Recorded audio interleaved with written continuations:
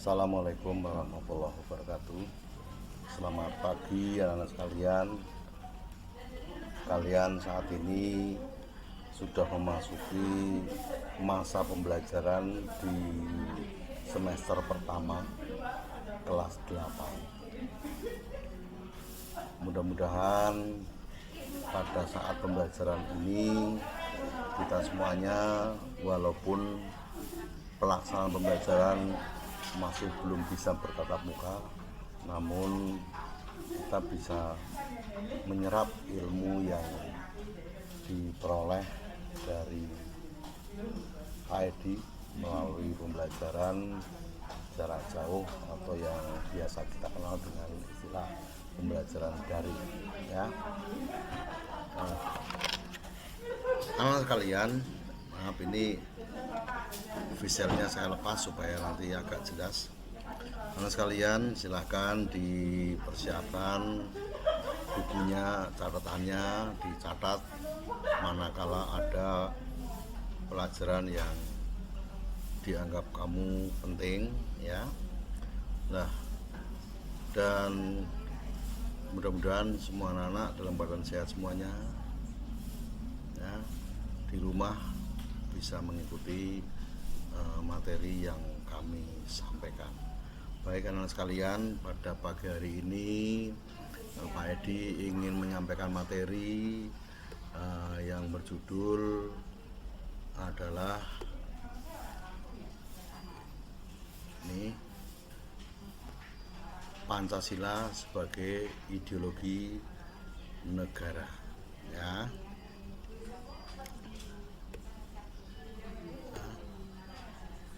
Nah sekalian, kita hidup di negara Indonesia yang mana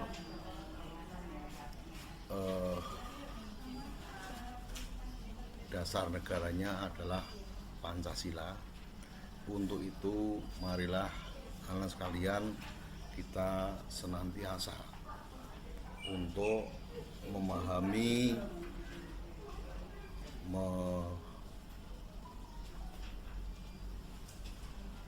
menaati serta mau melaksanakan implementasi atau praktek kehidupan di negara kita dengan norma-norma yang tertuang dalam Pancasila. Anak sekalian, di judul ini telah tertulis Pancasila sebagai ideologi dan dasar negara. Untuk lebih jelasnya, marilah kita telaah. Yang pertama adalah pengertian Pancasila sebagai ideologi negara. Nah, ini. Nah, Pancasila sebagai dasar negara dan ideologi negara ini tadi sudah saya katakan adalah pertama, perlunya kita memahami pengertian Pancasila sebagai ideologi suatu negara. Anak sekalian, kita perlu memahami apakah pengertian ideologi. Ya, ideologi itu dalam bahasa Inggris dari dua kata, namanya idea dan logi atau logos. Dalam bahasa Yunani juga kata idea itu di sana bernama oida dan logos. Idea itu artinya adalah gagasan, ya.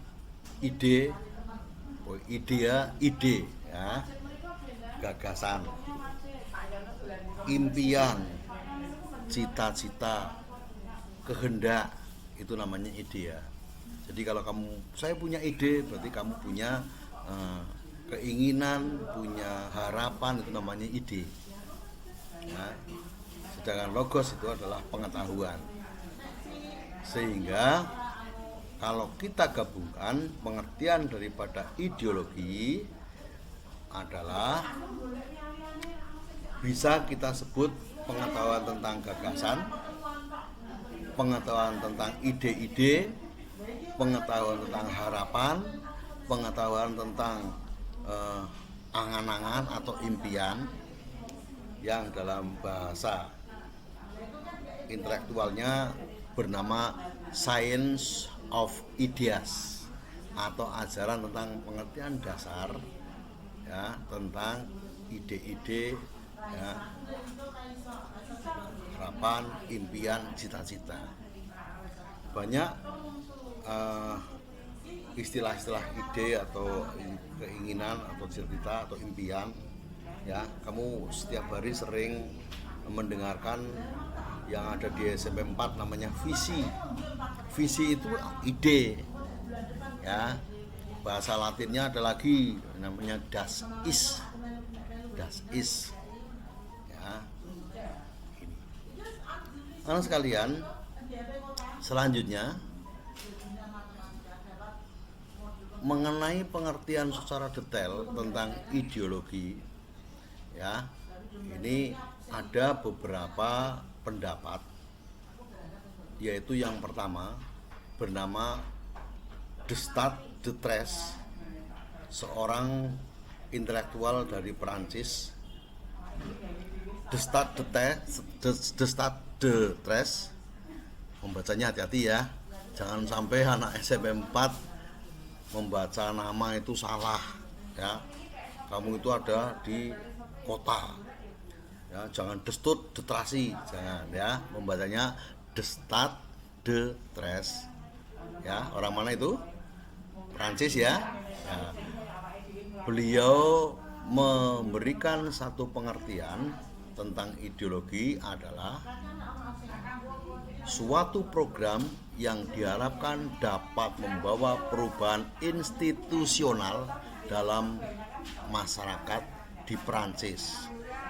Ya, ideologi atau Science of Ideas itu adalah suatu program yang diharapkan dapat membawa perubahan institusi, membawa keseluruhan. Misalnya SMP 4 berarti tidak hanya kelas tempat kamu aja, tapi seluruhnya institusi itu namanya keseluruhannya itu dapat berubah semuanya. Berubah baik atau jelek? Baik ya, berubah menjadi baik. Ini pengertian ideologi menurut Destat de Tres dari Prancis ya. Dia mengharapkan masyarakat Prancis dapat berubah baik. Agama Islam juga mengajarkan sebuah hadis Nabi mengatakan hari ini harus lebih baik daripada kemarin. Itu juga sama dengan yang namanya ideologi ya. Kemudian pendapat yang kedua ya, kalian baca ya, ini orang dari Uni Soviet namanya Karl Marx ya.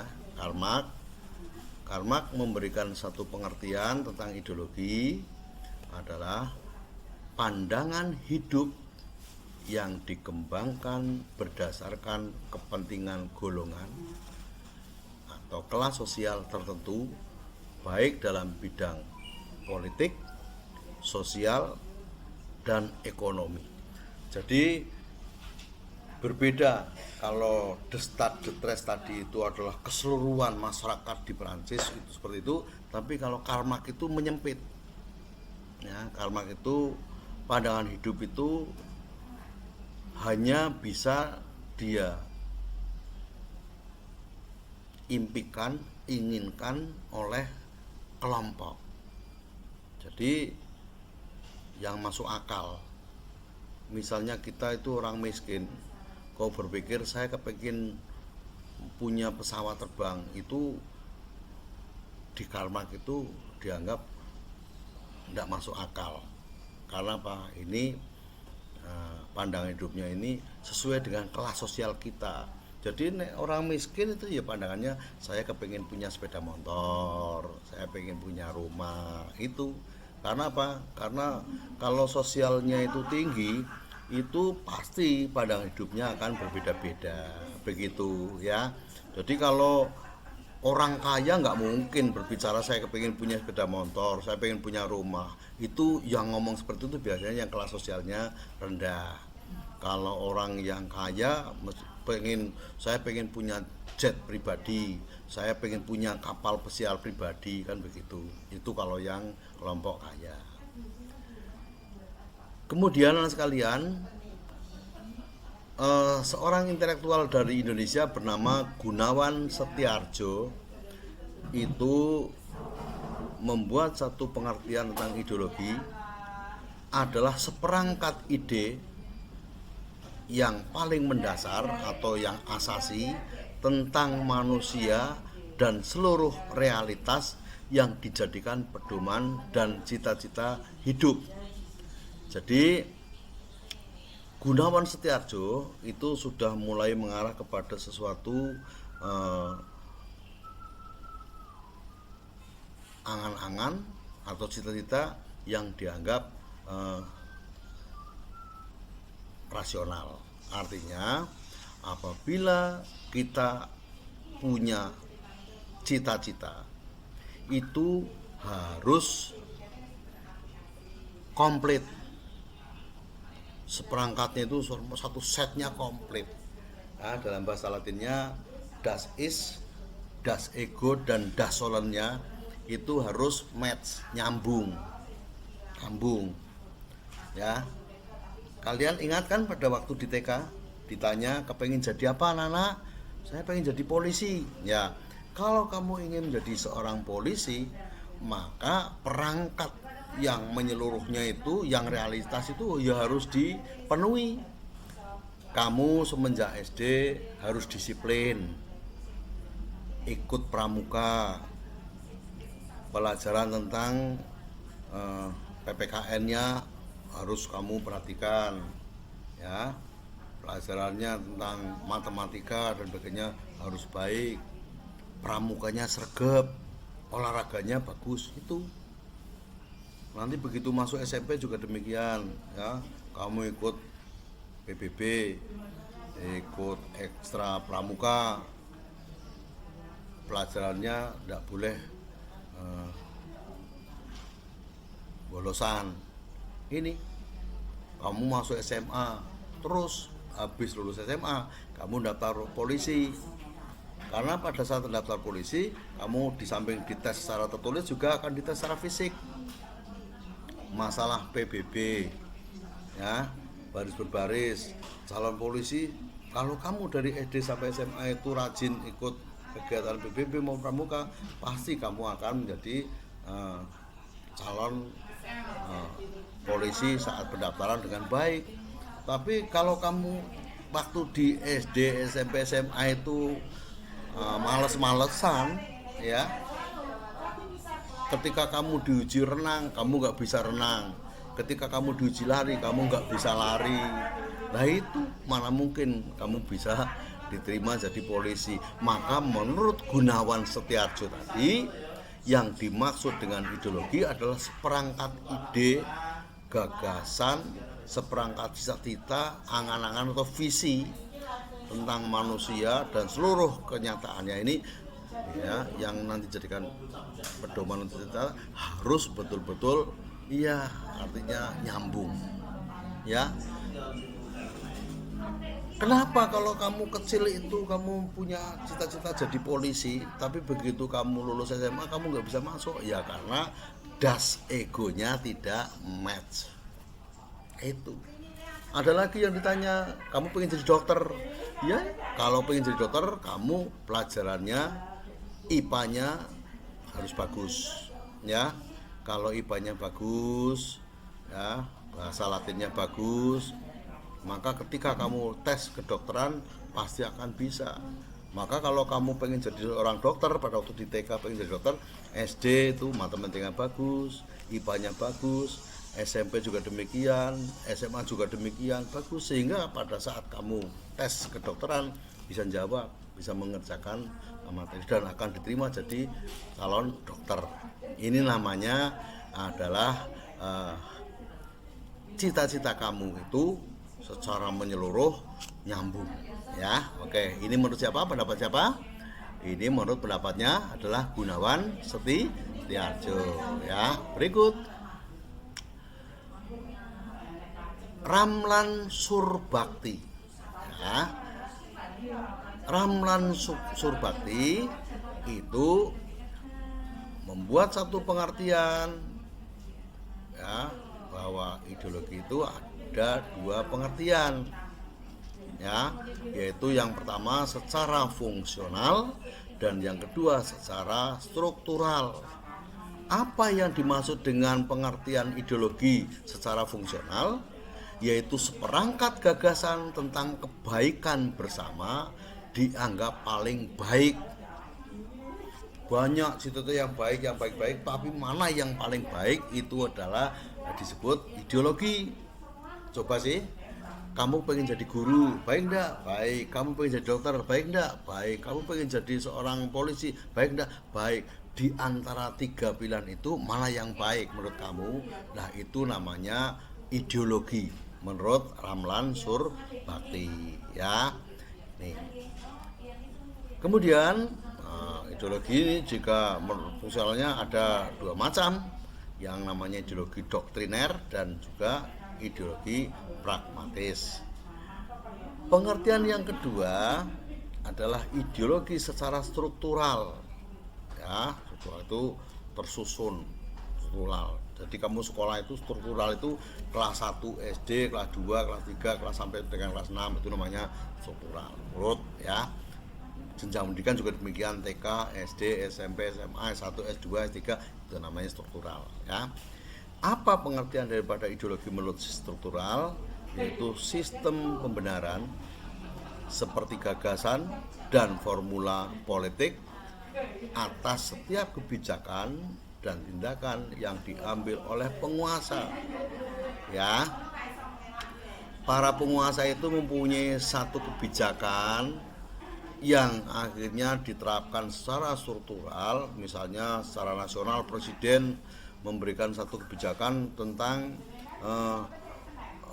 sekolah gratis, ya, yang diberlakukan untuk anak-anak pendidikan dasar dari SMP dan SD. Itu terus berjenjang sampai dengan ke tingkat desa. Semua siswa itu tidak boleh ditarik biaya untuk sekolah. Itu namanya ideologi secara struktural. Ini pengertian ideologi menurut Ramlan. Anak sekalian, dari bermacam-macam pengertian para tokoh baik dari luar negeri maupun dalam negeri yang dimaksud ideologi tadi bermacam-macam pendapat, maka dapat kita simpulkan bahwa yang dimaksud dengan ideologi adalah kumpulan gagasan, kumpulan ide, kumpulan keyakinan atau visi atau impian atau cita-cita yang menyeluruh dan sistematis yang menyangkut sebagai bidang, ya, yaitu bidang kehidupan manusia.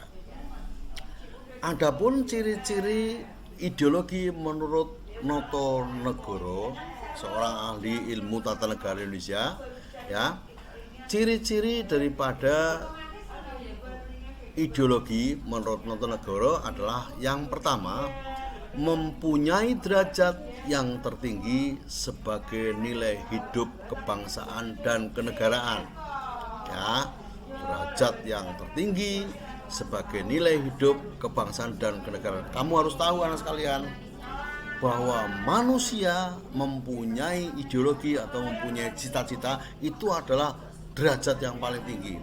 Jadi tidak boleh ada orang lain yang melarangnya, ya, karena itu hak atau derajat yang paling tinggi yang dimiliki oleh manusia, itu namanya ideologi. Jadi akan berbeda, tidak akan sama ideologi antara yang satu dan yang lain, itu tidak bisa sama, ya. Karena itu memang derajat yang tinggi, ya. Ini yang kedua, ya, cirinya adalah mewujudkan asas kerohanian, pandangan dan pedoman hidup. Jadi ideologi itu mampu mewujudkan asas kerohanian, pandangan dan pedoman hidup. Ya. Sekarang pentingnya ideologi bagi suatu negara. Ya. Ideologi bagi suatu negara itu mempunyai empat fungsi, ya. Ini satu,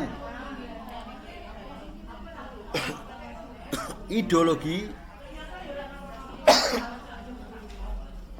mohon maaf, ideologi mampu membentuk identitas, ciri kelompok atau bangsa. Bisa? Contohnya kamu bisa memberikan contoh? Saya beri contoh. Ya. Ideologi kita, ideologi Pancasila itu bahwa manusia harus saling hormat menghormati, ya kan?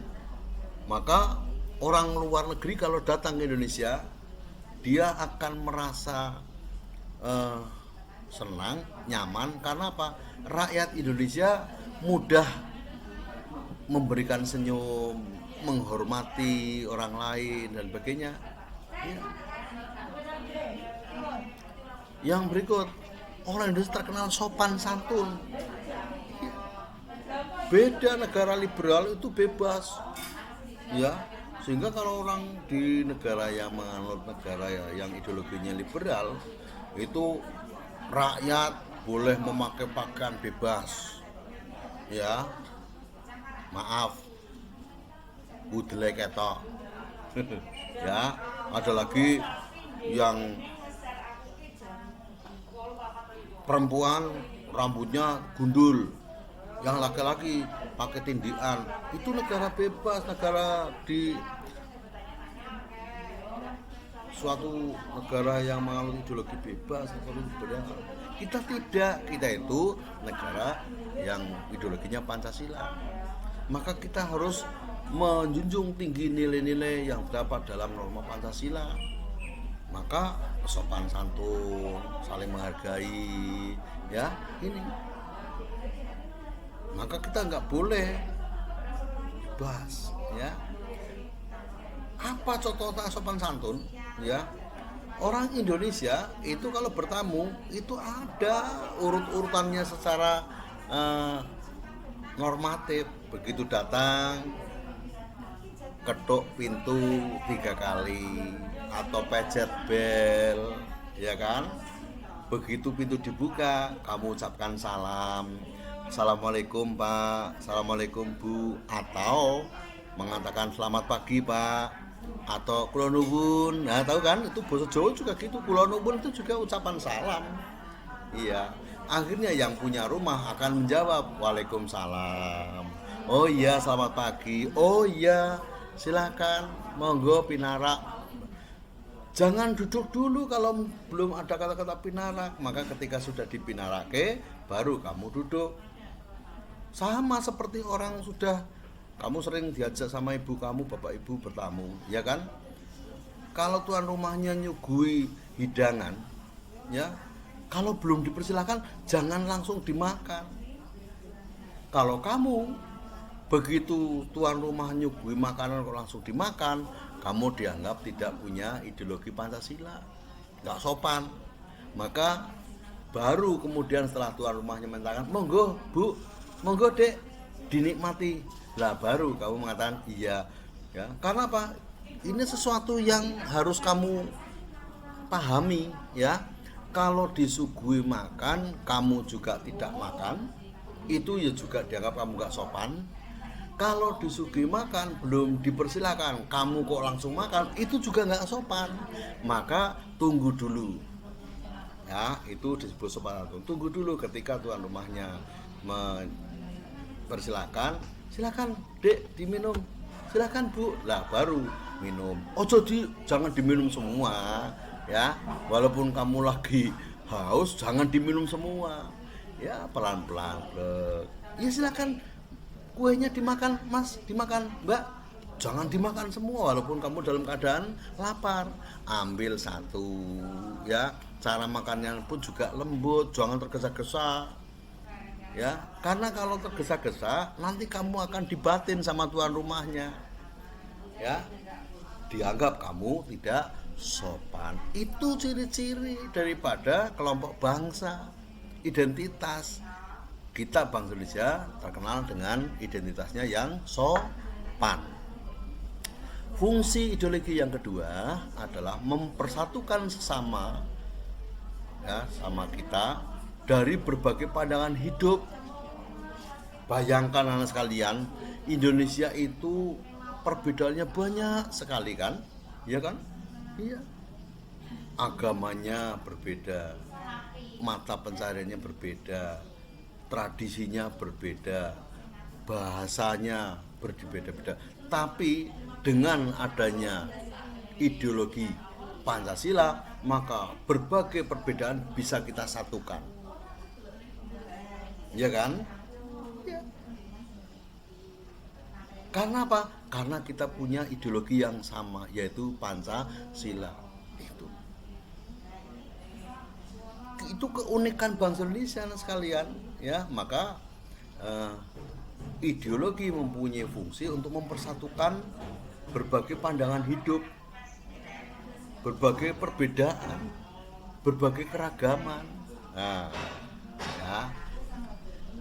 Yang ketiga, fungsi ideologi yaitu untuk mengatasi berbagai pertentangan, konflik atau ketegangan sosial. Ya, saat ini bangsa Indonesia maupun dunia sedang dilanda oleh wabah namanya pandemi atau corona, ya, COVID-19 yang kamu kenal. Itu ternyata rakyat, kamu lihat di TV, banyak pro kontra dengan sikap, dengan action yang kamu lihat di TV. Ya, pemerintah berharap supaya tidak terpapar corona, maka orang yang mati karena corona kemudian dimakamkan dengan cara protokol kesehatan. Namun apa yang terjadi? Ya, ternyata ada sebagian kecil yang tidak mau rebutan dengan petugasnya yang protokol kesehatan dengan masyarakat, beberapa masyarakat kecil itu, ya. Ini tapi dengan satu ideologi yang sama, akhirnya keluarga maupun masyarakat yang tadi kontradiksi atau berbeda, maka akhirnya sadar, oh itu toh Pak tujuannya, akhirnya mau menerima. Yang terakhir adalah fungsi ideologi sebagai pembentuk solidaritas, ya, yaitu sama istilahnya namanya sebagai pembentuk kebersamaan.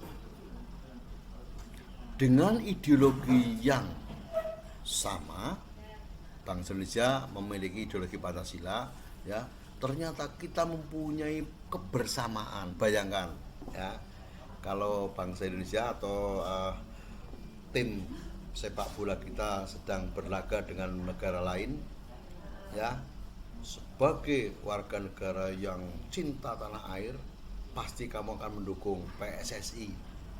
Main dengan Malaysia atau Singapura, kamu pasti akan mendukung PSSI Indonesia.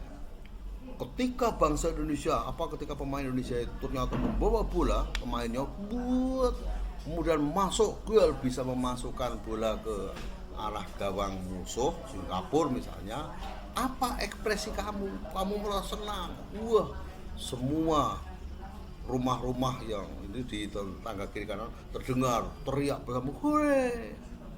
Dan ini nggak terjadi di kampung kamu, di kota lain, di Bali, di NTB, di Irian, semuanya bersama, hore. Iya. Ketika kamu meneriakkan kata-kata hore, senang karena kamu melihat tim PSSI memenangkan pertandingan, ya, itu artinya bahwa kebersamaan kita terbentuk. Iya. Ya. Tapi ketika ternyata musuh bisa memasukkan bola ke arah gawang di Indonesia, kamu juga bersedih. Yang bersedih bukan hanya kamu, seluruh penonton se-Indonesia. Di Sumatera juga penontonnya sedih. Iya. Di Kalimantan, di Sulawesi, di Jakarta, di Surabaya, itu artinya ideologi membentuk kebersamaan. Iya. Kamu bangga ketika salah satu pemuda Indonesia mungkin terkenal di tingkat internasional, ya, misalnya bisa loncat sampai 10 meter tingginya, wah, masuk sebagai satu orang terhebat di dunia karena bisa loncat sampai dengan 10 meter. Karena nggak mungkin ada orang yang bisa loncat sampai 10 meter. Kalau itu terjadi, wah, seluruh bangsa Indonesia akan terkenal. Iya, tidak hanya atletnya saja, orang Indonesia akan, wah, hebat, Indonesia hebat, bisa terloncat 10 meter tingginya. Itu artinya apa? Ideologi mampu membentuk kebersamaan, ya. Oke. Selanjutnya sekalian, di samping tadi kita membahas tentang pengertian ideologi, ada juga pengertian dasar negara. Kamu lihat ya, ini skemanya ya, dasar negara. Nah, ini yang sebelah kiri, kamu lihat, itu sebagai landasan kehidupan bernegara, sebagai pedoman hidup bernegara yang mencakup cita-cita, tujuan dan norma negara, dan juga sebagai suatu dasar untuk mengatur penyelenggaraan negara. Itu adalah pengertian dasar negara. Jadi kalau tadi ideologi adalah cita-cita, angan-angan, harapan, kehendak, salo. Pengertian dasar negara itu adalah dasar untuk menjalankan negara. Ya, ini ya. Berikut teman sekalian, latar belakang Pancasila sebagai dasar negara. Ya. Untuk membahas tentang latar belakang Pancasila sebagai ideologi negara, itu kamu lihat sejarahnya atau historinya. Ya. Histori atau lahirnya Pancasila sebagai dasar negara, ya, kalian ingat pada saat kelas 7 dulu, ya, kita mengenal ada beberapa hal, ya. Yang pertama, ya, kita tahu bahwa negara kita ratusan tahun lamanya dijajah oleh bangsa lain. Yang terakhir pada tahun 42 kita dijajah oleh Jepang, ya kan? Jepang menjajah kita nggak lama, hanya 3,5 tahun, ya. Namun ternyata bangsa Indonesia juga menderita, dijajah itu nggak enak, ya. Alhamdulillah sekarang Indonesia merdeka, maka mari kemerdekaan itu harus kita pertahankan. Kita tetap harus bersatu, kita pertahankan agar kita tidak lagi dijajah bangsa lain, ya. Karena sekalian, pada saat pemerintahan Jepang menjajah kita, ya, dulu Jepang menjanjikan akan memberikan kemerdekaan pada Indonesia. Maka dibentuklah namanya BPUPKI yang dalam bahasa Jepangnya bernama Dokuritsu Jumbi Chosakai, ya. Nih, apa tugas daripada BPUPKI atau Dokuritsu Jumbi Chosakai itu? Tugasnya adalah untuk menyelidiki dan mengumpulkan usul-usul bagi kemerdekaan Indonesia. Apa saja yang harus kita siapkan kalau Indonesia merdeka? Itu diselidiki oleh badan namanya BPUPKI. Anak sekalian, BPUPKI dilantik pada tanggal 28 Mei 1945 dengan ketuanya namanya Dr. KRT Rajiman Widyodiningrat ya. Jangan sampai lupa ya. Itu BPUPK itu ketuanya namanya Dr. KRT Rajiman Widyodiningrat. Itu orang mana kalian? KRT itu artinya Kanjeng Raden Tumenggung. Itu artinya itu orang dari keraton ya. Dilantik BPUPKI pada tanggal 28 Mei 1945. Begitu hari itu dilantik, Rajiman Widyodiningrat langsung menginformasikan ya, ini betapa orang Indonesia atau para pendahulu kita itu sangat serius ya, ingin merdeka. Hari itu dilantik dan hari itu diumumkan. Belajar anak sekalian ya, mudah-mudahan pada pertemuan yang akan datang kita akan mengulas lebih jauh tentang apa selanjutnya setelah kita mengadakan sidang BPUPKI ya. Demikian, terima kasih. Assalamualaikum warahmatullahi wabarakatuh. Selamat berjumpa kembali. Terima kasih ya.